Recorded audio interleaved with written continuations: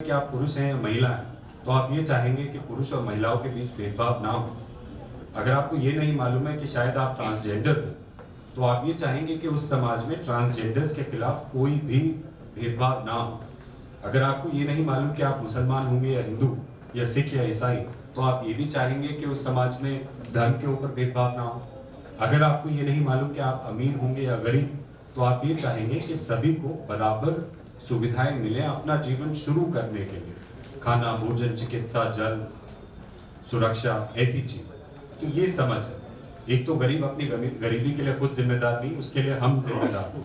और दूसरा, हमें वो सारी सुविधाएं चाहिए जो हम अपने लिए चाहेंगे, जो हम सभी के लिए चाहेंगे, अगर हमें यह नहीं मालूम कि उस समाज में हमारी ताकत क्या हो। दूसरा मुद्दा है आवास का अधिकार। अब बहुत सारे अधिकारों के बारे में बात हो रही है 2 दिन से, भोजन का अधिकार, जमीन का अधिकार, जंगलों का अधिकार, सुरक्षा का अधिकार वगैरह वगैरह। उसी में से एक अधिकार है आवास का अधिकार। मैं ये कहना चाहूंगा कि आवास का अधिकार अगर दूसरे सभी अधिकारों से बहुत ज्यादा जरूरी नहीं, तो ये एकदम कम भी नहीं। उसकी वजह यह है कि ये माना गया है कि आपके ज्यादातर अधिकार आवास के अधिकार पर निर्भर रहते हैं। कैसे? आपकी शिक्षा का अधिकार, आप शिक्षा नहीं ले सकते अगर आपके पास रहने के लिए घर नहीं। आपकी चिकित्सा, आपका स्वास्थ्य कभी भी ठीक नहीं रह पाएगा अगर आपके पास रहने के लिए घर ठीक से नहीं। प्राइवेसी वो नहीं हो सकती अगर आपके पास आवास नहीं है। ऐसे तो ये कहा जाता है, और ये मैं नहीं कह रहा हूँ, अलग अलग विशेषज्ञों ने बोला है कि आपके सारे अधिकार आवास के अधिकार पर निर्भर रहते हैं। चिकित्सा, स्वास्थ्य, यहाँ तक कि आपकी सभ्यता, कि आप अपने घर से अपनी सभ्यता को प्रोजेक्ट करते हैं। आपका घर आपका पहचान होता है। अगर आवास का अधिकार ना हो तो क्या हो? ये क्यों जरूरी है? अगर आपको एकदम सरलता से इसे समझना है कि आवास का अधिकार क्यों जरूरी है, तो ये समझिए कि अगर आपके आवास का अधिकार आपसे ले लिया जाता है तो आप तुरंत ही अपराधी बन जाते हैं। क्या कोई ये बता पाएगा तुरंत जल्दी से कि अपराधी क्यों बन जाते हैं? कोई बता पाएगा? कोई कनेक्शन बना पाएगा कि अगर आवास ले लिया जाए तो आप अपराधी कैसे बन जाएंगे? तो आप अपराधी ऐसे बन जाते हैं कि देखिए, आज रात को आपको सोना तो है, आपको कहीं तो ठहरना है। ऐसा तो नहीं हो सकता कि मीटिंग के बाद मीटिंग है, काम के बाद फिर मीटिंग है और आप चलते रहें। अगर आपके पास सोने के लिए घर नहीं तो आप कहाँ ठहरेंगे? अगर आपके पास घर नहीं तो ये मानना पड़ेगा कि आपके पास पैसे नहीं, तभी तो आपके पास घर नहीं। आपके पास पैसे नहीं तो आप होटल में नहीं जा सकते हैं। होटल में नहीं जाएंगे तो कहाँ जाएंगे? सड़क पे सोएंगे, अपराध है। रेलवे स्टेशन पे सोएंगे, अपराध है। अस्पताल में जाके सो जाएंगे, अपराध है। फुटपाथ में साइड में सोएंगे तो वो भी अपराध है। कहीं मकान बनाएंगे, कहीं जगह छप्पर लगाएंगे तो वो भी अपराध है, अतिक्रमण जैसे सरकार कहती है। तो जैसे ही आपका आवास आपसे ले लिया जाता है, आप अपराधी बन जाते हैं। ऐसा कहा जाता है कि आवासहीनता, मतलब लैक ऑफ हाउसिंग, आवासहीनता ऐसे है जैसे देशहीनता। Homelessness is equal to statelessness. जैसे आप किसी का, कोई ऐसा व्यक्ति है जिसको कोई भी देश ये नहीं कह रहा है कि हमारा नागरिक है, तो वो कहाँ जाए? वैसे ही अगर आपके पास आवास नहीं तो आपको ये नहीं मालूम कि आपको कहाँ जाना चाहिए। एक और बात है, हमने देखा कि 2020 में ये बीमारी थी कोविड-19, काफ़ी महामारी फैली हुई थी। हम थोड़ा ढीले में लेने लगे हैं, लेकिन काफ़ी लोगों की मृत्यु हुई है। जब भी ऐसी कोई परेशानी आती है, कोई आपदा, कोई बीमारी, मौसम खराब है, बहुत ज़्यादा बारिश हो रही है, बहुत ज़्यादा ठंड है, बहुत ज़्यादा गर्मी है, तो आपका आवास और भी ज़्यादा ज़रूरी बन जाता है, क्योंकि आपका आवास ही है जो आपको इन सारी चीज़ों से बचाता है। यूनाइटेड नेशंस ने ये बोला, संयुक्त राष्ट्र ने, उनके बोलने की ज़रूरत नहीं है, बहुत ही कॉमन चीज़ है। उन्होंने सभी देशों की सरकारों को, हिंदुस्तान में 2020 में लगभग 75 डेमोलिशन हुए, 75 बस्तियों को तोड़ दिया गया। इससे परेशान होके, और कई और देशों में ऐसा हो रहा था, तो संयुक्त राष्ट्र ने बोला कि साहब, एक तो आप लॉकडाउन लगा रहे हैं कि घर से बाहर मत निकलिए, घर से बाहर निकलेंगे तो 500 रुपए की पेनल्टी है, दूसरी बार में 2500 की। जहाँ दिल्ली में मैं रहता हूँ वहाँ पे 500 रुपए की पेनल्टी। आप लॉकडाउन में बाहर निकलेंगे, फटाक से पेनल्टी। पेनल्टी मेरे लिए, क्योंकि मेरी सफ़ेद शर्ट है और साफ है। आपकी सफ़ेद शर्ट नहीं है और गंदी है तो आपकी पिटाई होगी और आपको जेल में डाल देंगे। और अगर कहीं चोरी वोरी हुई है, जिस अपराधी को पकड़ नहीं पा रहे 4-5 महीने से, तो अपराध आपके ऊपर लग जाएगा। खैर, तो बाहर निकलेंगे तो पेनल्टी है, लेकिन हम घर में हैं तो आपने घर तोड़ दिया। तो संयुक्त राष्ट्र ने बोला कि आप एक तरफ तो लॉकडाउन लगा रहे हैं, दूसरी तरफ लोगों का घर तोड़ रहे हैं, तो ये क्या है? मतलब आदमी को पहाड़ से बोल रहे हैं कि पानी में कूद जाओ, पानी से जो पहाड़ पे चढ़ रहे हैं उनसे कह रहे हैं कि वापस जाओ। मैं हिंदी में नहीं बता पा रहा हूँ। It's like choice, devil's choice between the fire and the frying pan. तो संयुक्त राष्ट्र ने बोला कि ना तो आप इनका घर तोड़िए, अगर आप इनका ऐसे घर मत तोड़िए, घर तोड़ेंगे तो आप इन्हें अपराधी फिर से बना रहे हैं, लॉकडाउन का पालन नहीं कर पाएंगे। बल्कि इन्होंने 2 बातें बोली कि अगर किसी को भी कोरोना से बचना है या इस महामारी से, तो आवाज़ जो है वो पहला डिफेंस है, फ्रंट लाइन डिफेंस अगेंस्ट कोविड-19, यानी कि पहली सुरक्षा आपका आवाज़ है। दूसरा इन्होंने ये बोला, और ये इतने सख्त शब्दों का इस्तेमाल वो अक्सर नहीं करते हैं, कि आपने अगर किसी का घर तोड़ दिया तो इसका मतलब ये है कि आपने उन्हें मौत की सज़ा दे दी पेंडेमिक के दौरान, और ऐसा ही होता है। तो ये जो आवाज़ का अधिकार जो काफ़ी ज़रूरी है, और भी ज़्यादा ज़रूरी हो जाता है अगर कोई प्राकृतिक आपदा है या किसी भी तरह की आपदा है, कोई महामारी है, मौसम खराब है, बारिश है, वगैरह वगैरह। शायद मैं आपको बता पाया कि मानवाधिकार और आवाज़ का अधिकार क्या है और क्यों ज़रूरी है। अब इसकी वजह क्या है कि आवाज़ का अधिकार क्यों नहीं मिल पाता है लोगों को? इसकी जो शॉर्ट वजह है वो ये है, बहुत सारी अलग अलग वजह है। जो मेन मुद्दा है वो ये है कि हमेशा से जब से दुनिया में शहर बने, गांवों से शहर की तरफ पलायन हो रहा है। हिंदुस्तान में भी हो रहा है कि गांवों से लोग शहर की तरफ आ रहे हैं। अब वो क्यों आ रहे हैं? कई कई वजह है, लेकिन उसकी मेन वजह ये है कि आप अपने गांवों में डेवलपमेंट नहीं कर रहे हैं। किसानों की, अब तो ये किसान प्रदर्शन कर रहे हैं, उससे पहले भी 2014 तक जब आखिरी आंकड़े हमारे पास मौजूद थे, तो ऐसा था कि हर 28 मिनट में एक किसान आत्महत्या कर लेता था। 28 मिनट में एक किसान आत्महत्या। किस वजह से? क्योंकि उनके पास कर्जा था। कितना कर्जा था? 20,000, 50,000, 2 लाख। 20,000 से लेके 2 लाख रुपए तक का कर्जा था जो नहीं चुका पाते थे, और इसकी वजह से वो आत्महत्या कर लेते।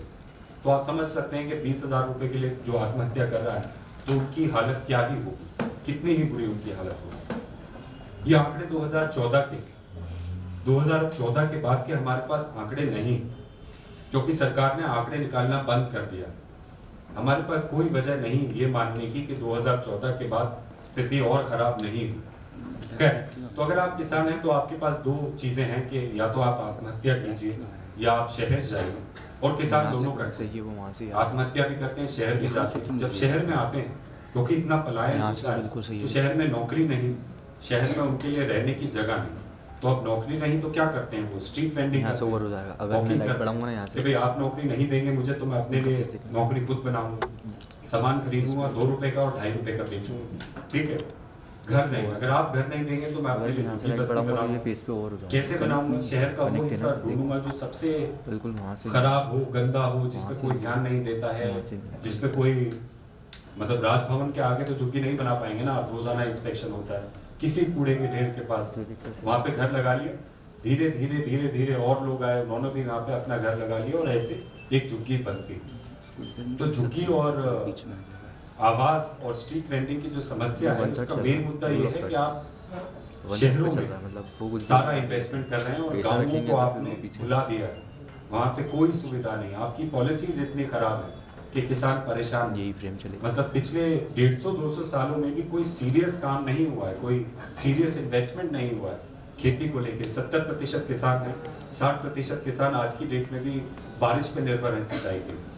अगर आप किसी अमेरिका, लंदन या यूरोप के किसान को ये बोलेंगे कि हमारे यहाँ किसान बारिश पे निर्भर है, तो वो चौंक जाते हैं कि भाई आज की डेट में आप बारिश पे कैसे निर्भर हो सकते हो। खैर, तो रूरल अर्बन जो माइग्रेशन है, क्योंकि इतनी आबादी आती है तो शहर की सुविधाएं चरमरा जाती हैं, और सरकार तो वैसे भी नहीं आवास बना के देती। सरकार का ये काम होना चाहिए कि लो कॉस्ट हाउसिंग बनाए, रेगुलर। आपको पता है जनसंख्या बढ़ रही है तो आपको घर तो बनाने हैं, लोग रह रहे हैं। खैर, बहुत से हमारे साथी हैं कि भाई अब आवास का अधिकार जरूरी क्यों है और इसी पे क्यों काम करें, इतने सारे और भी काम हैं। मैंने आपको बताया कि आपके सारे अधिकार आवास के अधिकार पर निर्भर हैं। अगर आपको शिक्षा नहीं मिलती तो ठीक है, आपका जीवन आगे नहीं बढ़ पाएगा, लेकिन अगर आपको आवास नहीं मिलता तो जीवन तो आगे बढ़ ही नहीं पाएगा, आप अपराधी बन जाएंगे।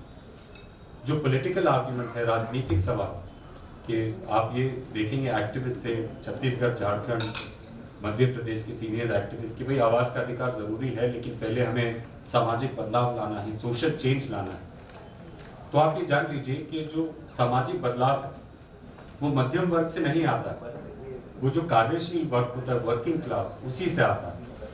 तो आपके जो व्यक्ति जो आपके संघर्ष में आपके साथ होंगे वो वर्किंग क्लास लोग होंगे, और उन वर्किंग क्लास लोगों की सॉलिडारिटी, उनका विश्वास आप कभी नहीं जीत पाएंगे खाली भाषण देकर। मतलब ऐसा हुआ है ना कि हर बार जब भी राजनीतिक बदलाव आता है तो वायदे किए जाते हैं।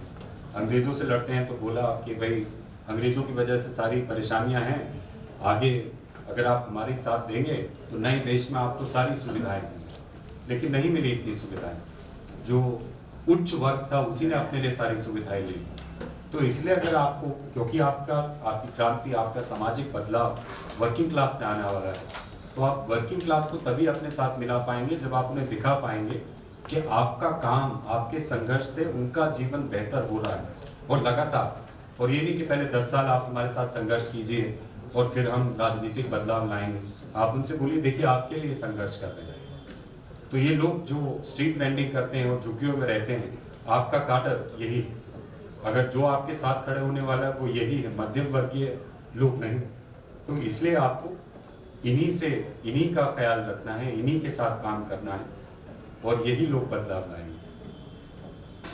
तो मैं शायद आपको ये बताया कि मानवाधिकार क्या है, आवास का अधिकार क्या है, क्यों ज़रूरी है, क्यों इस पे काम करना चाहिए। अब अगला मैं आपको ये बताना चाहूँगा कि भाई कोर्ट्स का क्या रवैया रहा है। ये छोटा होगा, 10 मिनट की बात है। आप ये फाइल खोल पाएंगे जो टेबल बना हुआ है। अब देखिए कोर्ट्स को सबसे पहले अगर आपको समझना हो तो ये जानना होगा कि जो न्यायालय होते हैं वो हमेशा, न्यायालय जो होता है वो आपके समाज से अलग नहीं होता, आपके देश से अलग नहीं होता। तो न्यायालय हमेशा आपके समाज की झलक होता है। फर्क सिर्फ इतना होता है कि आपका समाज अगर आज किसी तरीके से बदल जाए तो न्यायालय अगले 5 या 10 साल में बदलेगा। दिखाइए कौन, हाँ ये दिखाइए, ठीक है, ठीक है, अभी दिखा दूँ। तो मैं न्यायालय के बारे में ये कह रहा था कि न्यायालय को हम अपनी सोच में ऐसे रखते हैं कि वो अनरियलिस्टिकली अलग है समाज और देश से, कि भाई ये सरकार की गलती है, देश की गलती है, समाज की गलती है, चलिए न्यायालय अलग होगा। ऐसा नहीं होता। अगर आपका समाज राइट विंग हो जाए तो आपके न्यायालय 5-10 साल में राइट विंग हो जाएंगे। आपका समाज अगर लेफ्ट विंग हो जाए तो आपके न्यायालय 5-10 साल में लेफ्ट विंग हो जाएंगे। अगर आपको न्यायालय की बुराई करनी है तो आप ये कह सकते हैं कि किसी भी देश में और किसी भी सभ्यता में कोर्ट्स ने ये काम किया है कि जो भी रूलिंग क्लास चाहती है करना, न्यायालयों ने ये किया है कि उसे इंटेलेक्चुअली जस्टिफाई करना। सरकार ने डिसाइड किया ऐसे करना है तो न्यायालय अपनी जजमेंट से जस्टिफाई करता है। ये मैं तब बोलूँगा अगर मुझे न्यायालय की बुराई करनी है। अगर अच्छाई करनी है तो ये भी है कि न्यायालय, न्यायपालिका और कानून व्यवस्था एक घर्षण पैदा करती है। बिना न्यायालय की नई सरकार आएगी, वो 1 मिनट में जो चाहते हैं वो कर देंगे। अगर न्यायालय हैं तो वो थोड़ा ड्रैग लगाएंगे, थोड़ा घर्षण लगाएंगे। समझ रहे हैं कि अचानक से हमारी सोसाइटी राइट विंग हो गई तो न्यायालय थोड़ा घर्षण लगाएंगे, थोड़ा समय लगाएंगे, और वही उनका फायदा है कि हम न्यायालयों का ज़्यादा से ज़्यादा इस्तेमाल करें, कानून का। एक और छोटी सी बात ऐड करना चाहूँगा। मुझे इतना अनुभव नहीं कि क्या वजह रहती है कि लोग न्यायालय नहीं जाते, लेकिन शॉर्ट में ये बताऊँगा कि बहुत सारे तरीके होते हैं किसी भी सामाजिक परेशानी को सुलझाने के। आप आंदोलन कर सकते हैं, आप जागरूकता बढ़ा सकते हैं, आप लोगों को शिक्षित कर सकते हैं। उन सभी तरीकों में से एक होता है कानूनी तरीका। ये तो हम कभी नहीं कह रहे कि कानूनी तरीका केवल एक तरीका है, और ये भी नहीं कह रहे कि कानूनी तरीका सबसे अच्छा तरीका है। ये कह रहे हैं कि कानूनी तरीका एक सिग्निफिकेंट तरीका है और इसका इस्तेमाल कीजिए। और अगर आप इसका इस्तेमाल नहीं कर रहे हैं, जैसे कि कल के सेशन में थोड़ा इस पर डिस्कस हो रहा था कि हमें सोच समझ के केस फाइल करना चाहिए, अगर आप कानूनी व्यवस्था का इस्तेमाल नहीं कर रहे हैं तो ये एक निर्णय होना चाहिए। ये नहीं कि आपने ध्यान ही नहीं लगाया। एक कमेटी बैठे और डिसाइड करे कि भाई कोर्ट जाना है या नहीं, और ये डिसाइडेड होना चाहिए कि नहीं जाना, ये नहीं कि ध्यान ही नहीं दे रहे। हम इस स्थिति में हैं और इतनी ज़्यादा ज़रूरत है समाज की कि कोई भी तरीका हम छोड़ नहीं सकते, छोटा या बड़ा, हमें सारे तरीके इस्तेमाल करने हैं। सड़क पे भी, कोर्ट में भी, संसद में भी, जहाँ से भी बदलाव आ सके। ठीक है, तो अब हमारे देश में कानूनों का क्या रहा? 1950 के दशक में हमारा एक समाजवादी संविधान बनाया गया। हमसे ये वादा किया गया, आप देखते हैं गांधी जी को, हम नहीं देख पाते हजारों करोड़ों लोगों को जो उनके पीछे हैं, जिनके बिना शायद वो दांडी यात्रा नहीं कर पाते। कहने का मतलब ये नहीं कि उन्होंने काम नहीं किया या बलिदान नहीं किया। कहने का मतलब ये है कि उनके अलावा हजारों करोड़ों भारतीय लोगों ने बलिदान दिए, जिन्हें हम इग्नोर नहीं कर सकते। वो लोग दांडी यात्रा पे या किसी भी जुलूस में इसलिए नहीं थे कि उनके पास काम नहीं था करने के लिए, या वो सोच रहे थे चलो आज छुट्टी है घूमने चलते हैं। वो उस आंदोलन में इसलिए थे कि उनसे वायदा किया गया था कि जब देश आज़ाद होगा, आपकी जो स्थिति है उसकी जिम्मेदार अंग्रेजी सरकार है और उसकी पॉलिसियाँ हैं, और जब देश आज़ाद होगा तो एक समाजवादी, एक सोशलिस्ट देश हम बनाएंगे जिसमें बेसिक सुविधाएं तो सबके पास होंगी और जिसमें प्रॉफिट के लिए देश नहीं ऑपरेट करेगा। मैं शायद ठीक से नहीं समझा पा रहा हूँ। तो खैर ये वायदे उनसे कहे गए और एक समाजवादी देश बना, सोशलिस्ट कंट्री। समाजवादी देश में जो हमारा कॉन्स्टिट्यूशन है, संविधान है, उसमें बहुत सारे ऐसे अधिकार दिए गए नागरिकों को कि आपके खिलाफ भेदभाव नहीं होगा लिंग के आधार पे, आपकी त्वचा के आधार पे, आपकी किस देश के हिस्से से आ रहे हैं आप इस आधार पे, आपके धर्म के आधार पे और आपकी कास्ट के आधार पे, ऐसे आपके साथ भेदभाव नहीं होगा, आपको बराबरी से ट्रीटमेंट मिलेगा, आपको आज़ादी होगी देश में कहीं भी जाने की, कुछ भी काम करने की, आर्टिकल 19, आपको जीने की आज़ादी होगी, आर्टिकल 21। हमारे कानून में, कई सारे कानूनों में एक स्पष्ट अधिकार है संविधान के अंदर ही कि आपको आवास का अधिकार मिले, लेकिन हमारे संविधान में एक स्पष्ट अधिकार नहीं दिया गया है आवास का। अब 1950 के बाद बहुत सारे केस फाइल करे गए सुप्रीम कोर्ट में। स्ट्रीट वेंडर्स को हटाया गया, झुग्गी बस्तियों को हटाया गया।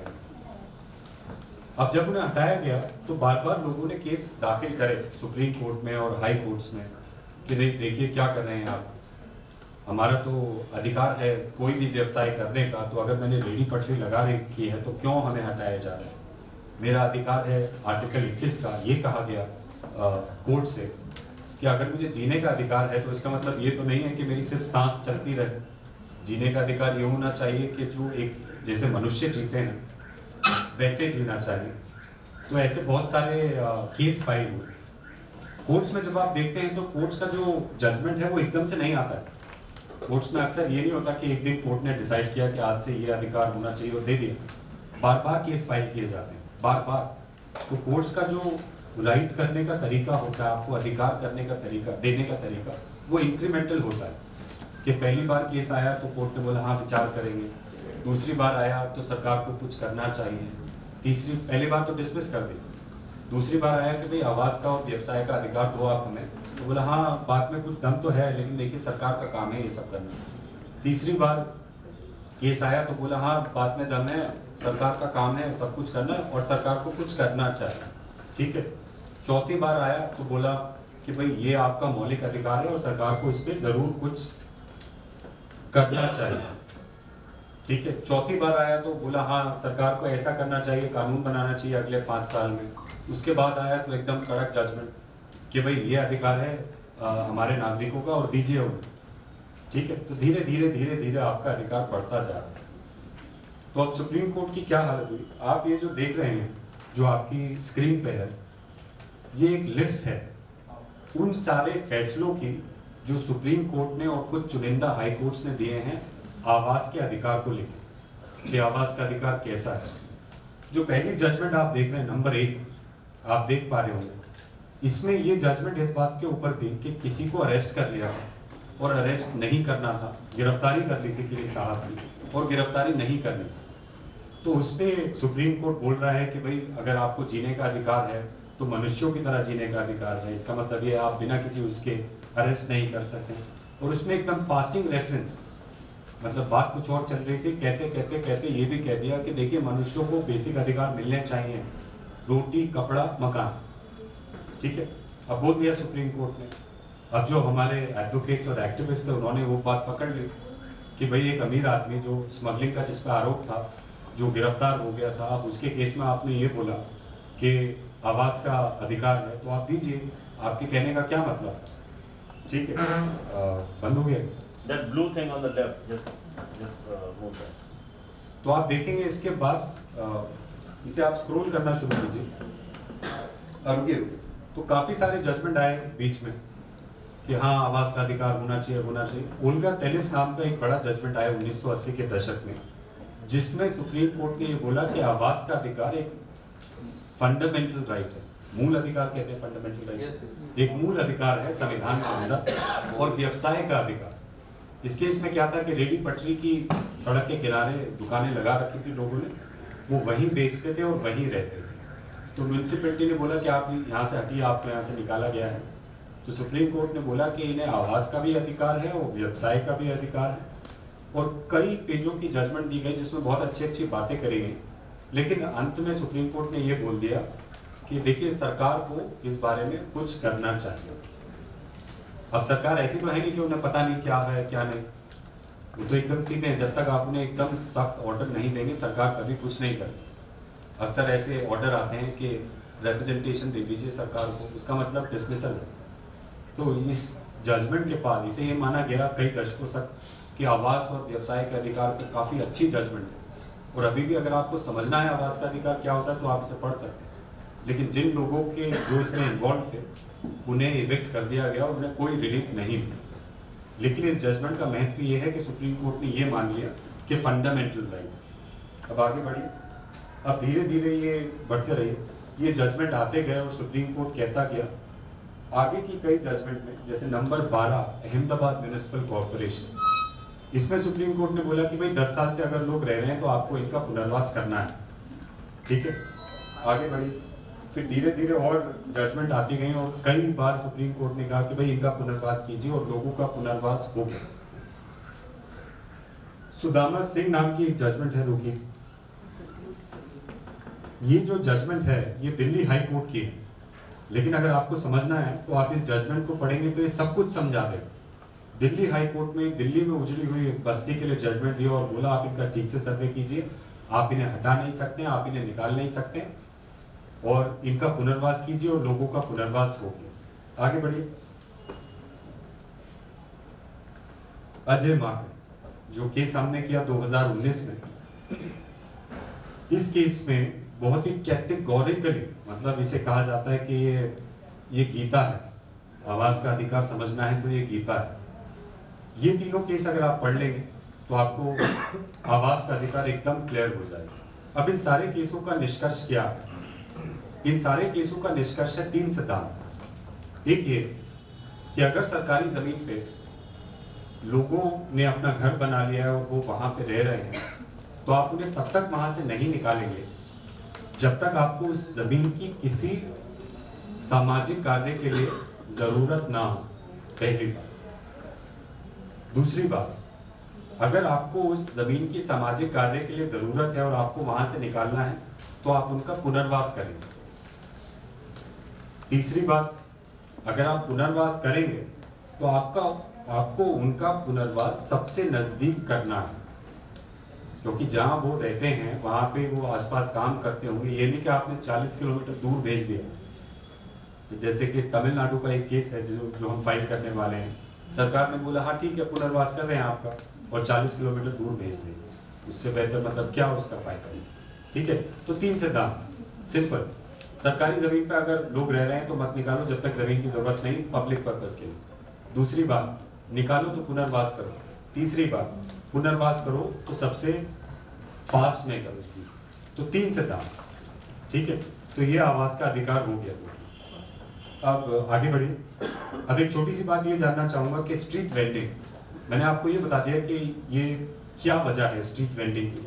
वजह ये है कि भाई जब आपका नौकरी नहीं दे रहे हैं आप, तो हम अपने लिए नौकरी खुद बनाएंगे, 2 रुपए की चीज 2.5 रुपए में बेचेंगे। ऑल्सो आगे बढ़िए। लेकिन स्ट्रीट वेंडर्स को लेके बजाय उसे ये देखने के कि भाई लोगों ने अपने लिए खुद अपने पैरों पे खड़े होकर क्षमता बनाई है, सरकार स्ट्रीट वेंडर्स को ये थोड़े पॉलिसीज वगैरह क्या हैं आवास को लेके, आगे चलती जाइए मैडम। स्ट्रीट वेंडर्स पे जाके रुकिएगा, 2-3 जजमेंट। स्ट्रीट वेंडर्स का हिसाब ये है कि सरकार को स्ट्रीट वेंडर्स कभी भी पसंद ही नहीं थे। जब हमारी अंग्रेजों की सरकार थी तो वहाँ पे अंग्रेजी सरकार को ये नहीं था कि भाई भीड़ भड़ाका वो इन्हें मतलब हीनता की नज़रों से देखते थे स्ट्रीट वेंडर्स कि भाई स्ट्रीट वेंडर्स तो परेशानी है जिन्हें शहर के बाहर निकालना है। ये उनकी पॉलिसी रही 200 सालों तक, जो भी उनके शहर। आगे चलते जाइए। आज की डेट में सरकार को स्ट्रीट वेंडर्स पसंद नहीं है 2 वजह से। एक तो जो पूंजीवादी लोग हैं वो स्ट्रीट वेंडर्स को कभी पसंद नहीं करते हैं। अगर मेरा बहुत बड़ा मॉल है, अगर मैं अदानी अंबानी हूँ, तो मैं ये नहीं चाहूँगा कि जो चीज़ मैं 2000 रुपये की बेच रहा हूँ वो आदमी कोई अपनी रेडी पे 20 रुपये की बेचे। ठीक है, तो एक तो मैं नहीं चाहता हूँ कि स्ट्रीट वेंडर्स शहर में रहें, और इसलिए मैं भरसक प्रयास करूँगा कि स्ट्रीट वेंडर्स एग्जिस्ट नहीं करने चाहिए। दूसरी बात, कौन लोग स्ट्रीट वेंडर्स नहीं चाहते हैं? सरकार। आप ये देखेंगे कि एक जो स्टेट है, ये थोड़ी राजनीतिक बात है और शायद मैं इसे डिटेल में नहीं समझा पाऊंगा, लेकिन हर एक राजनीतिक एंटिटी, हर एक देश का हमेशा ये टेंडेंसी रहती है कि हर एक नागरिक की जिंदगी पे उनका कंट्रोल रहे। आपकी जिंदगी पे मैं अगर सरकार हूँ, मैं अगर स्टेट हूँ, तो मैं आपकी जिंदगी को कंट्रोल करना चाहता हूँ। कैसे आपकी जिंदगी कंट्रोल करूँगा? आपके आवास से और आपके व्यवसाय से। आवास से मैं ये डिसाइड करूँगा कि किस तबके का आदमी कहाँ रहेगा शहर में, और व्यवसाय से ये डिसाइड करूँगा कि आपको कब पैसे मिलेंगे, कितने पैसे मिलेंगे, आप कितनी कमाई करेंगे। लेकिन अगर आप स्ट्रीट वेंडर हैं, झुग्गी में रहते हैं, तो आपने सरकार की जो पॉलिसी है उसके खिलाफ चलेंगे। आपने अपनी मर्जी से निर्णय लेके जगह बना ली। अगर आप स्ट्रीट वेंडर हैं तो सरकार का आपके ऊपर कंट्रोल नहीं है, वो आपकी तनख्वाह नहीं काट सकते हैं, या वो टैक्स को इधर उधर करके आपके बिजनेस को अफेक्ट नहीं कर सकते। तो स्टेट का हमेशा ये रहता है कि स्ट्रीट वेंडर्स हमारे कंट्रोल के बाहर हैं, इन्हें कंट्रोल में रखो। तो पूंजीवादी नहीं चाहते स्ट्रीट वेंडर्स हो, सरकार नहीं चाहती स्ट्रीट वेंडर्स हो। और तीसरा, स्ट्रीट वेंडर्स आज की डेट में जहाँ भी रहता है, आपको लगता होगा कि ज़मीन में दुकान लगा रखी है, इसका क्या ही। दिल्ली में ऐसी जगह हैं जहाँ पे रेडी पटरी लगाने के लिए लोगों को 50-50 हज़ार रुपए की रिश्वत देनी पड़ती है 1 महीने में। बहुत से ऐसे मार्केट।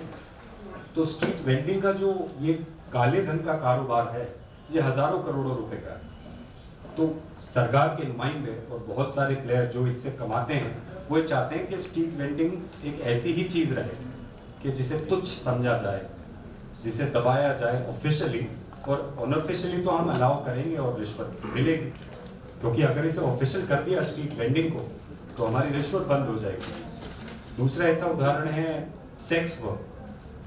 जो लोगों का सेशन है शायद वो बोलेंगे, तो सेक्स वर्क को भी इलीगल इसलिए रखा जाता है ताकि इनका शोषण हो सके, इनसे रिश्वत ली जा सके, इन्हें दबाया जा सके, हम इन्हें रेगुलराइज नहीं करें। ट्रांसजेंडर कम्युनिटी को भी जानबूझ के ऐसे रखा जाता है ताकि उनसे रिश्वत ली जा सके। ठीक है, तो खैर आवास के अधिकार पे और रेडी पटरी के अधिकार पे इसी वजह से इन्हें इलीगल रखा जाता है। लंबे समय तक कोई कानून नहीं स्ट्रीट वेंडिंग को लेकर। आवास के अधिकार के बारे में मैं आपको बता चुका हूँ। स्ट्रीट वेंडिंग को लेकर लंबे समय तक कोई कानून नहीं। जो शहर में एक म्यूनिसिपैलिटी होती थी, मेयर होते थे, म्यूनिसिपल कॉर्पोरेशन होती थी, उनका काम ये होता था कि शहर को रेगुलेट करना और उसकी सफाई रखना। और वो हमेशा से ये करते थे कि जो भी स्ट्रीट वेंडर्स हैं उन्हें बाहर निकाला जाए, उन पे फाइन लगाए जाए, उन पे टैक्स लगाया जाए, उन्हें दबाया जाए। ठीक है, तो ये हमेशा रहा, मतलब म्यूनिसिपल कॉर्पोरेशन की ये मानसिकता रही हमेशा, एमसीडीज की जो भी कॉर्पोरेशन है, कि ये परेशानी है, ये उलझन है, इन्हें हटाइए, पीछे रखें। 1950 में जब हमारा नया संविधान आया तो उसमें व्यवसाय का अधिकार है, आर्टिकल 19 को लेकर। व्यवसाय के अधिकार को लेके कई पिटिशनें फाइल करी गई सुप्रीम कोर्ट के आगे, एक के बाद एक, कि भाई अगर व्यवसाय का अधिकार है तो एक स्ट्रीट वेंडर्स को भी व्यवसाय का अधिकार होना चाहिए। और उन्होंने बोला कि भाई जो सड़क है आपकी, वो किसके लिए है? क्या सड़क उस व्यक्ति के लिए है जिसके पास गाड़ी है, या सड़क से जो जो बेनिफिट हैं वो सारे बेनिफिट नागरिकों को मिलने चाहिए? सड़क का मतलब है ट्रैवल करना, एक स्थान से दूसरे स्थान जाना, ठीक है, वो भी मिलना चाहिए। लेकिन सड़क ही ऐसी जगह होती है जहाँ पे बहुत सारे कार्य किए जा सकते हैं। जैसे कि अगर मैं स्ट्रीट वेंडर हूँ तो सड़क पे ही मुझे सबसे ज़्यादा लोग मिलेंगे जो खरीदारी करें, तो इसलिए आप मुझे लगाने दीजिए। दूसरी बात, बाकी के नागरिकों का सड़क पे यातायात करने का अधिकार एक बात है, लेकिन मेरा व्यवसाय करने का भी तो अधिकार है, तो आप इन्हें कैसे बैलेंस करेंगे? तो बहुत सारी पिटिशनें बार बार फाइल हुई। 1985 में बॉम्बे हॉकर्स यूनियन की जो पिटिशन है, जो बोल्ड में है, इसमें सुप्रीम कोर्ट ने पहली बार ये कंसीड कर दिया, मान लिया बहुत बहस के बाद, कि भाई हॉकिंग करने का अधिकार फंडामेंटल राइट है। उन्होंने कहा चलिए ठीक है, हम मानते हैं कि रेडी पटरी लगाने का अधिकार एक मूल अधिकार है संविधान के अंदर, लेकिन इस अधिकार को रेगुलेट करने का काम एमसीडी करेगी।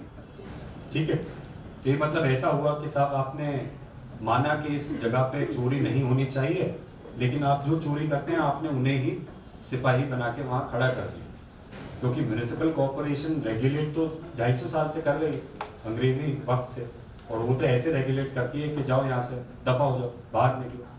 ठीक है, लेकिन फिर भी ये इम्पोर्टेंट जजमेंट है, क्योंकि पहली बार सुप्रीम कोर्ट ने बोला कि भाई स्ट्रीट वेंडिंग का अधिकार एक मूल अधिकार है। उसके बाद फिर जजमेंट आते गए, बार बार सुप्रीम कोर्ट ने बोला कि नहीं, सरकार को ठीक से इसे रेगुलेट करना चाहिए, ईमानदारी से रेगुलेट करना चाहिए, बैलेंस करके रेगुलेट करना चाहिए।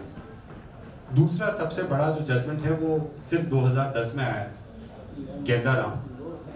2010 में सुप्रीम कोर्ट ने ये बोला कि साहब ना तो आपको सिर्फ रेडी पटरी लगाने का अधिकार है, बल्कि सरकार को इसके लिए कानून बनाना चाहिए। और ये बोला कि जो 2009 की एक पॉलिसी थी, ड्राफ्ट पॉलिसी, वो पॉलिसी आप लागू कीजिए। वो ड्राफ्ट पॉलिसी क्या थी?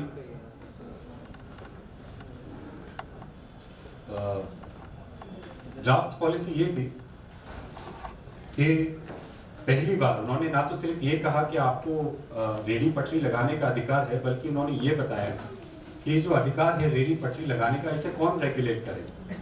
उन्होंने बोला इसे सिर्फ एमसीडी रेगुलेट नहीं करेगी, एक टाउन वेंडिंग कमेटी बनानी पड़ेगी आप लोगों को, और उस टाउन वेंडिंग कमेटी में 40% जो व्यवसाय करते हैं, हॉकर्स हैं, स्ट्रीट वेंडर्स हैं, वो उसका हिस्सा होंगे, और 10% सामाजिक कार्यकर्ता। ठीक है, तो 50% सरकार के नुमाइंदे और 50% समाज के नुमाइंदे, 10% समाज और 40% वेंडर्स। ये बहुत बड़ी बात थी। मैडम बैठ जाइए।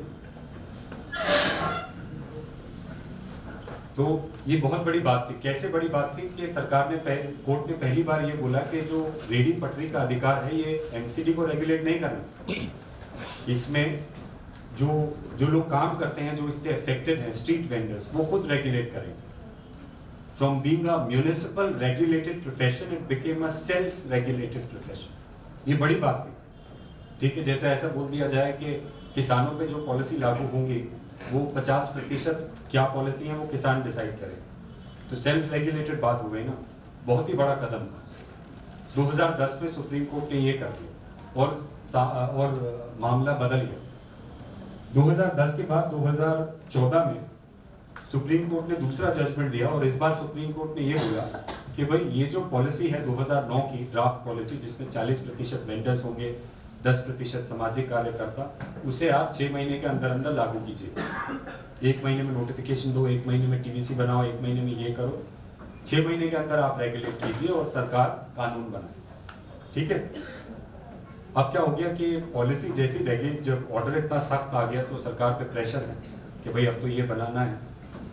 अक्सर सरकार कई सारे कानून इस प्रेशर में बनाती है कि अगर हम ये कानून नहीं बनाएंगे तो ये जजमेंट माननी पड़ेगी सुप्रीम कोर्ट की, और ये तो काफ़ी ही भयंकर जजमेंट है। जैसा भोजन के अधिकार, राइट टू फूड में, तो सरकार डर गई कि इससे पहले कि सुप्रीम कोर्ट नई जजमेंट दे दे और हमें और भी ज़्यादा काम करना पड़े, फटाक से कानून बना लो ताकि हम ये बहाना दे सकें। साहब देखिए, कानून है, संसद ने कानून बनाया है, सारे देश की रजामंदी से चुनी हुई, चुनाव के बाद आई सरकार ने कानून बनाया है, इसलिए कानून लागू होने दीजिए, आपको जजमेंट देने की जरूरत नहीं। तो वैसे ही इसमें हुआ। 2014 के बाद जैसी वो जजमेंट आई खलबली कि भाई अब तो 6 महीने के अंदर ये लागू करना पड़ेगा, वरना फाइन, पेनल्टी और पिटिशन और एम्बैरेसमेंट होगी सरकार को, तो ये एक्ट बना दिया गया, protection of livelihood and regulation of street vending act. ये एक्ट भी सेम वही बातें कहता है जो जजमेंट कहती है।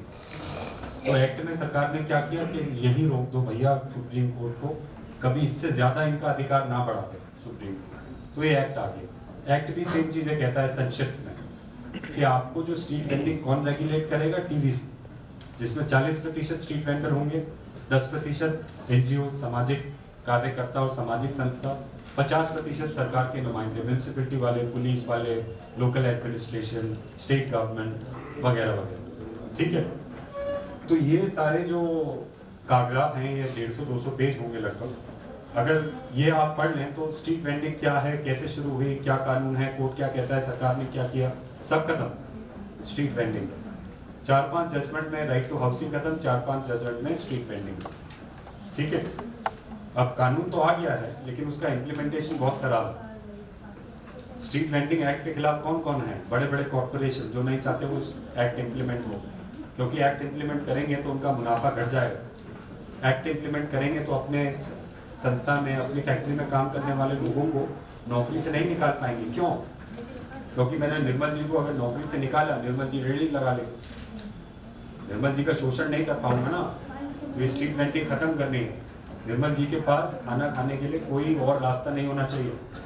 मेरी फैक्ट्री में काम करो, जितने घंटे मैं कराऊं, जिस तनख्वाह पे कराऊं।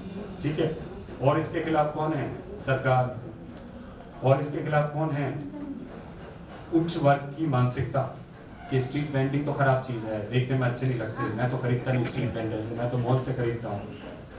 और दूसरे व्यक्ति को सोचो जो मॉल से नहीं खरीद पाते। और इसके खिलाफ कौन है सबसे ज्यादा?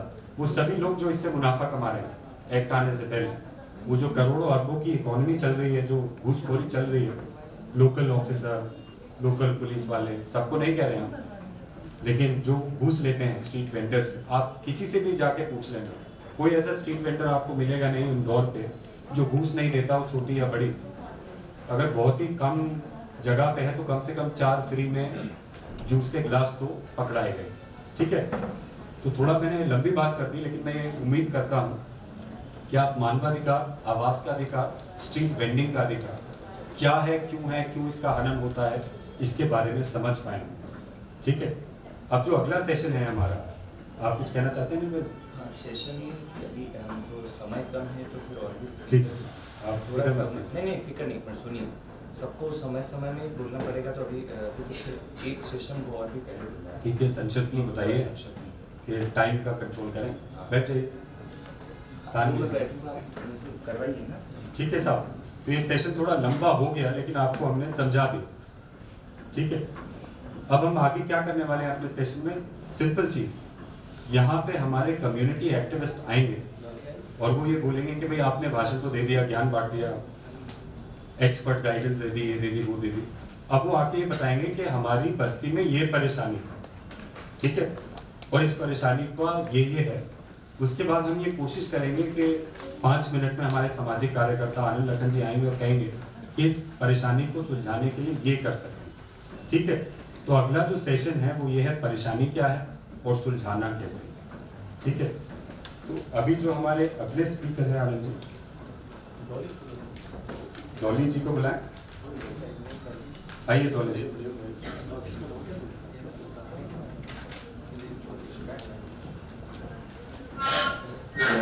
और हमारा सेशन कितना, 1:30 बजे तक है?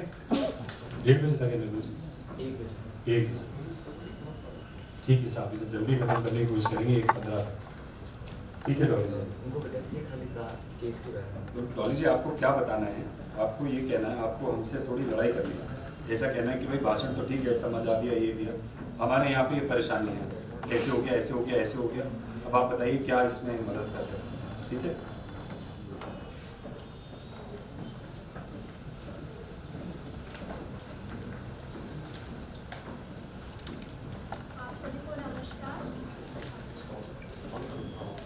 पास में रखिए।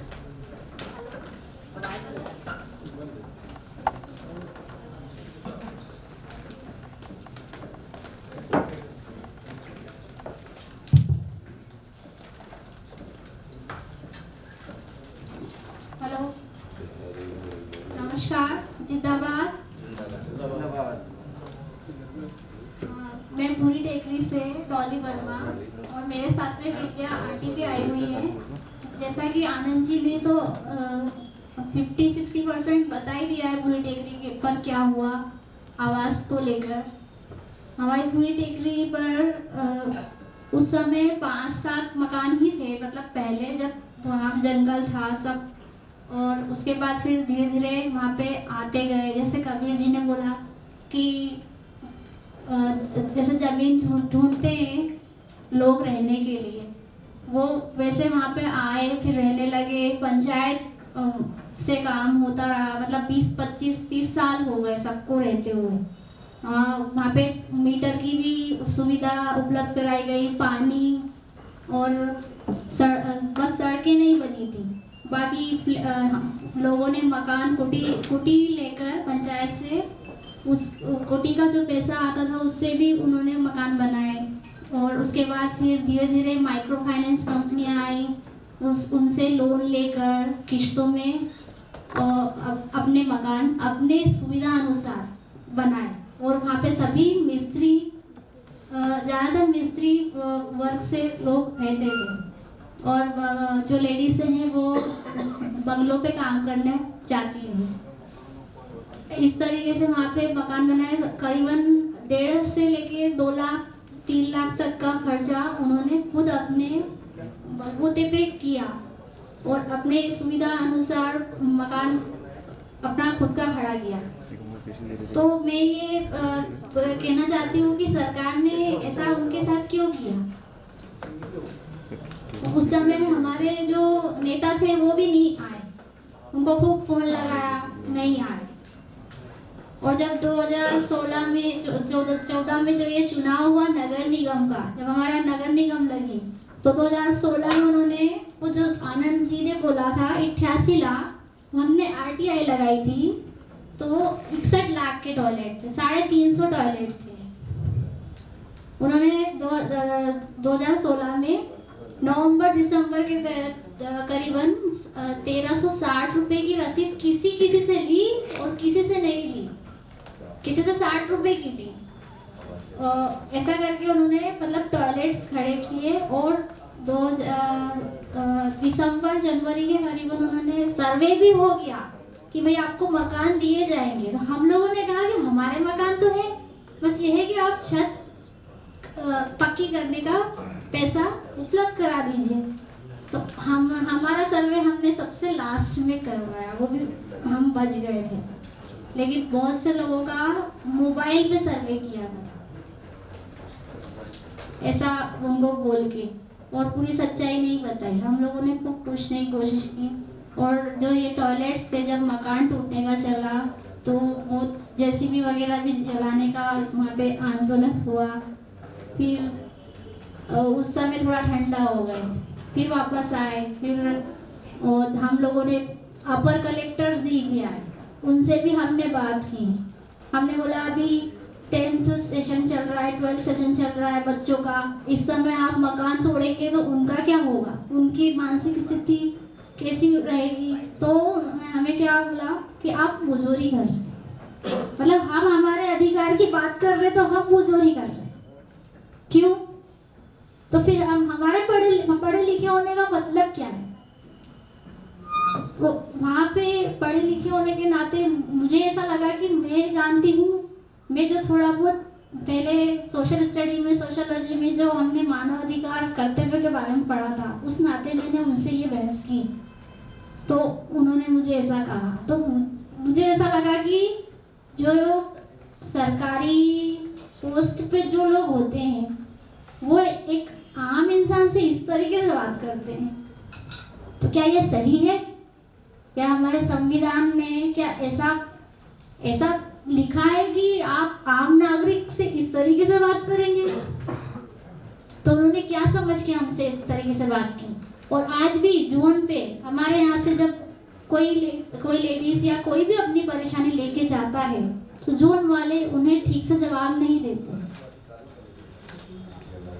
और बुरी टेकरी पे उन्होंने अमृत योजना के दल लगा दिए, सब सुविधा दी, और उन्होंने क्या किया, हम लोगों को मालूम था उनके जो डीपीआर थी उसमें नियम था कि इस्लाम एरिया में उनको ये पीएमएवाई देना है। मुझे नहीं लगता कि हमारे यहाँ जो मकान थे, मैं अभी फोटो नहीं लाई, नहीं तो मैं आपको बताती, वो मकान आप देखते, आप बोलते कि वाह मकान सबसे बढ़िया है। बस ये है कि वहाँ चद्दर, उस मकान पे चद्दर डली थी, बाकी वो बहुत अच्छे मकान थे। और अभी जो उन्होंने, और हमेशा उन्होंने 25-30 करके उन्होंने 150-250 तक मकान तोड़े। पेपर पे 20-25 दे देते हैं हेडिंग में, और जब तोड़ने आते हैं वो बहुत नुकसान करते। तो ऐसे करके हमने कम से कम हमने हमारा साइड तो कम से कम 2-3 साल तक रखा, बच्चों के नुकसान के लिए बोलकर कि भाई बच्चों की पढ़ाई का नुकसान होगा, ऐसा बोलकर हमने रोका। फिर हमारा सबसे आखिरी में अभी मेरा 3 मई 2019 को मेरे मकान सहित 5 मकान तोड़े।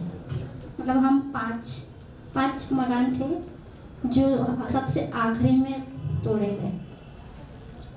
और बाकी जो आम नागरिक है उनसे तो ठीक से कोई बात ही नहीं करता। और जो थाने में जब जाते हैं तो वहाँ की स्थिति तो ऐसी होती है कि थाने वाले तो ऐसे ललकारते हैं जैसे कि कोई कुत्ते बेड़ी आ गए, इस तरीके से बात होती है। और मैं अभी 2 साल से पार्टी से जुड़ी, तो पार्टी में भी ऐसा मुझे देखने को मिला कि सब एक दूसरे को कि भाई मेरी चलना चाहिए, वो अगर वो दूसरा कोई काम करता है तो उसको नहीं बोलना, मेरे को बोलना। मैं ऐसा काम नहीं करती। मुझे ऐसा है कि हम कुछ जानते हैं तो वो सामने वाले को भी बताना है। इस नाते में थोड़ा बहुत, जैसे वहाँ पे अगर कुछ होता है ऐसा कुछ तो हम लोग बोलते हैं, हम समझाते हैं थोड़ा। और जो टीन शेड 2 है, पार्ट 2 है, जो 2 भाग में बना है, वहाँ पे स्थिति बहुत खराब है गंदगी स्वच्छता के मामले में। जो अभी नंबर 1 आया स्वच्छता को लेकर, वो उस समय भी जो शुभम कल्याणी जी हैं, मैंने उनसे भी बात की। हम वो लॉकडाउन के बाद गाड़ी नहीं आ रही थी, तो हमने नगर निगम में जो मेन है उनसे ऊपर अरविंद पथरोड़ जी, उनसे बात की। उन्होंने कहा मैडम आ जाएगी, लेकिन नहीं आई। और अभी सुनने में आया कि नगर निगम आयुक्त साहिबा ने ward number 85, ward number 76 Shubham Kalyani ji का वेतनमान काटा, इसीलिए कि गाड़ी टाइम पे नहीं आ रही। तो ऐसा होता है, ये कमी है। जहाँ तक मुझे ऐसा लगता है कि लोग अपने अधिकार समझते नहीं हैं और उन्हें हमें समझाना है। तो हम किस तरीके से समझाएं उनको, उनके अधिकार, उनके कर्तव्य किस तरीके से हम उन तक पहुँचाएं, समझाएं कि वो इस चीज़ को पहचाने और आगे सरकार से बात कर सके। और जो विद्या आंटी जी आज पहली बार आई है मेरे साथ में, तो मैं उनसे यही बोलूँगी कि मेरे जो पढ़ाई करी थी तो मैं किसी लालच में आके ये सब नहीं कर रही थी। मैं अभी भी चाहती हूँ कि आप लोग समझो, और अगर मैं आगे बढ़ती हूँ, यहाँ पे जिन लोगों से हम मिलेंगे आज, उनकी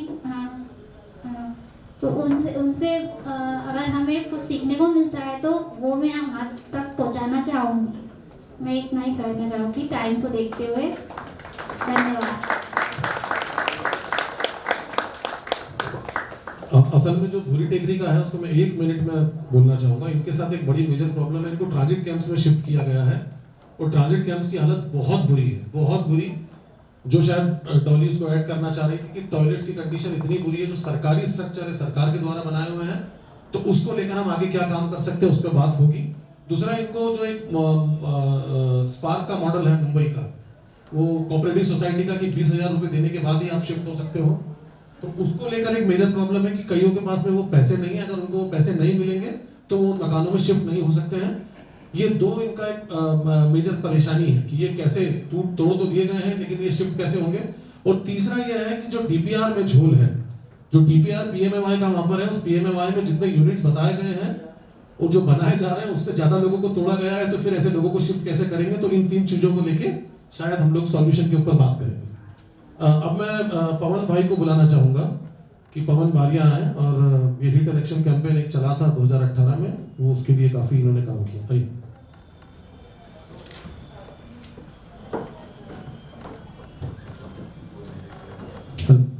नमस्ते सबको। 2018 में एक मिनट पर वो असल में उसमें लिख दिया गया है हेट, वो हेट नहीं है, हिट है। 2018 चुनाव में हिट इलेक्शन कैंपेन चलाया था मैंने सर आनंद सर के साथ, उनके सजेशन से। तो चुनाव का टाइम था, हमारे सबके बस हर बार जब भी चुनाव आता है बस उसी टाइम पे सारी एक्टिविटीज एकदम से बहुत ज़्यादा हो जाती कि ऐसा होगा वैसा होगा ये होगा। तो हमारे सबके बस ये चल रहा था कि आपके सबके घर टूटेंगे। अब ये हर 5 साल में होता रहता है। तो हमारा इस बार ऐसा था कि इसका कुछ ना कुछ निराकरण ही कर दिया जाए, क्योंकि 5 साल मेरे पिताजी 30 साल से यहाँ रह रहे हैं, मजदूरी कर रहे हैं। मेरे 5 साल, हम इतने 35 साल समथिंग इतनी पैसे मिलाकर और मैंने घर जो बनाया है वो कल आके अगर कोई भी तोड़ देगा तो मेरे पिताजी तो ऐसे भी अब काम नहीं कर पाएंगे और मैंने जो अभी तक करा है वो भी पूरा वेस्ट चला जाएगा।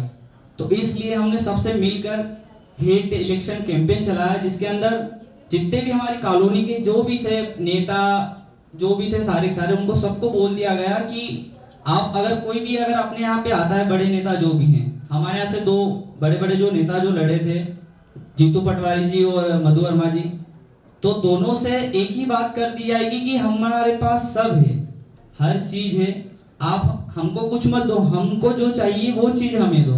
आप आपके मन से नहीं कि हम आपको ये करवा देंगे वो करवा देंगे, हमें कुछ नहीं चाहिए, हमें बस ये चाहिए कि हमें जो चाहिए वो आप हमको दे दो। तो हमारी बस इतनी सी थी इस बार मांग कि हम जिस जगह पे रह रहे हैं हमें उसी जगह पर घर बना दिया जाए, और जो भी सरकार की साइड से प्रधानमंत्री आवास योजना का चल रहा है 2.5 लाख 2 लाख जो भी सब्सिडी है वो हमें दी जाए। तो सबसे हम यही बात कर रहे थे। तो हमने सबसे पहले हेट इलेक्शन कैंपेन में जो कॉलोनी है उसके बाहर ही एक बहुत बड़ा बोर्ड लगा दिया और उस पर लिखा गया था कि जो भी नेता अधिकारी जो भी हमारी कॉलोनी में आता है तो वो सिर्फ हमारे अधिकार की बात करे, अन्यथा उसकी बेइज्जती का जिम्मेदार वो खुद होगा। एकदम साफ रेड हेडलाइन में बिल्कुल हमने लिख दिया गया। तो इसके बाद सारे के सारे वो बोर्ड देखकर जो भी नेता आते तो देख के बिल्कुल हिल गए, सब समझ नहीं आ रहा था कि क्या करें। जो भी हमारे कॉलोनी के उनके जो परिचित थे नेता थे उनसे आके की बात करते कि क्या कर दिया तुमने, क्या है क्या, किसके बहकाव में आ गया, किसके बहकाव में कर रो, नाम बताओ, उसको तो ऐसा कर देंगे वैसा कर देंगे। तो हमने बोला हमको किसी ने कुछ नहीं बोला, हम हमारे मन से करें कि हर बार आपका बस एक ही मुद्दा रहता है, बस उस पर आप बस वोट बटोरते हो और चले जाते हो। तो हमको कुछ ना कुछ सोल्यूशन चाहिए। तो हमने एक वचन पत्र बनाया जिसके अंदर लिखा गया था कि हम जिस जगह पे रह रहे हैं उस जगह पे हमको मकान हमारा बना हुआ चाहिए और हमें सब्सिडी दे दी जाएगी। तो उसके वचन पत्र पे हमने जीतू पटवारी के साइन करवाए, वो भी बहुत मशक्कत करके उनसे बहसबाजी करके कि अगर ऐसा नहीं होता है तो आप भूल जाओ कि हम आपको वोट देंगे, हम नोटा को वोट कर देंगे लेकिन आपको वोट नहीं देंगे। तो उन्होंने हमारी ये बात मान ली कि अगर मैं जीतता हूँ और मेरी सरकार आती है तो मैं आप जिस जगह पे रह रहे हो उस जगह पे मैं आपको बना के दूंगा। उनसे बात करी, फिर हम जो मधु वर्मा है वो आए, उनसे भी हमने ये सेम कही। तो उन्होंने तो साइन नहीं करी लेकिन उनका हमने वीडियो उनके साथ के बना लिए, उनसे साइन करवा लिए। तो चुनाव हो गया, उसके बाद हम उनके पास गए। मैं 3 महीने तक कम से कम उनके पास भटकता रहा, बोलता रहा कि आपने वादा किया था तो, और बोल के कि लिखित में करा फिर भी आप कर क्या रहे हो। तो बोले ठीक है बेटा, अभी काम चल रहा है, अभी मंत्रिमंडल बन रहा है तो आप आओ थोड़ा देखते हैं क्या करते हैं, बात करते हैं। ऐसा चलता रहा बस। तो उन्होंने ये करके और उसके बाद कुछ महीनों बाद उनकी सरकार गिर गई। अभी फिर मैं बाद में गया कि आप इसके बारे में कुछ करो, तो वो कुछ भी नहीं कर रहे हैं अभी फिलहाल। तो मेरा सबसे जो भी महाअनुभव है उनसे सबसे यही है कि अब उनके लिए क्या करे जाए, आगे का जो क्या है क्या करूं मैं, कुछ मुझे तो इतना पता नहीं है, लेकिन जो भी है मेरे नॉलेज में आप जो भी है तो आप मुझे बताएं कि मैं आगे क्या कार्रवाई करूं, तो जिससे ये जो 5 साल में जो चुनाव वोट की जो वोटों पे जो कार्यक्रम चलता है वो खत्म हो जाए और जो भी प्रोग्रेस है हमारे कॉलोनी का, आवास का, उस विषय में हम बात कर पाए। क्योंकि हम हर बार उसी एक ही मुद्दे पे उनको बार बार बात नहीं कर सकते हैं, इसलिए हमें उसका पूरा सोल्यूशन आप अगर आपके पास हो तो आप हमें बताएं और हम उस चीज को आगे कॉलोनी में जाके हमारे बात करें सबसे। ठीक है, थैंक यू बाबू। असल में ये था कि ये इसको जो एग्जिस्टिंग मास्टर प्लान है उसमें ग्रीन बेल्ट में इनकी सोनिया गांधी नगर को डाला गया है